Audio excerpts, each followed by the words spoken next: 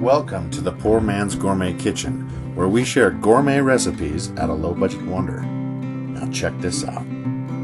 Here I've got some thinly sliced beef. As you can see, just got some perfect little portions here that I can throw in a skillet and fry them all up. Normally, ribeye is used for this meat, but I'm just using a bottom roast. Now here's a tenderizing trick for you. A little bit of baking soda and some water. Give it a good stir, and take your meat, put it right in it. No more than 20 minutes, but this will help break down that barrier that makes meat chewy, and it'll tenderize this meat exactly the way you want it on your sandwich. Now waiting for that, we've got a hot pan here. Throw down a little bit of olive oil, some fresh garlic, and some onions. Now if you like your Philly cheesesteak without onions, no problem. Just wait it out and your steak will be ready to fry in the next 20 minutes. Otherwise, you can get some onions going like I'm doing here. And just a few minutes to saute these while we're waiting for our steak to marinate and tenderize. Once the 20 minutes is up, you want to strain it thoroughly.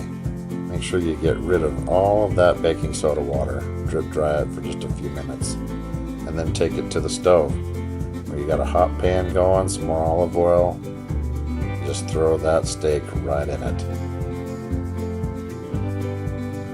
Just takes a few minutes is all. Get that a nice dark brown.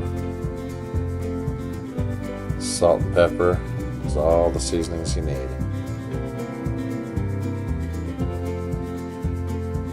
Just keep it simple.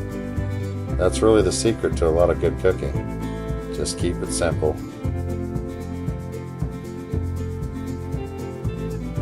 As soon as you get it looking like this here, you can move on to the next stage. Well, let's scoop out a piece here so you can get a good look at it. See? Well done. What I do is I get a separate hot pan.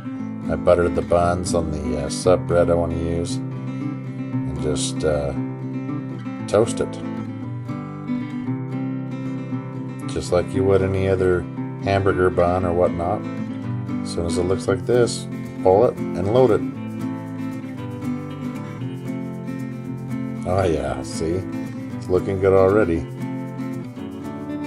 Oh, of course I dumped a piece off. Wouldn't be me if I didn't. There we go. Now we'll add our sauteed onions. Man, my mouth's watering.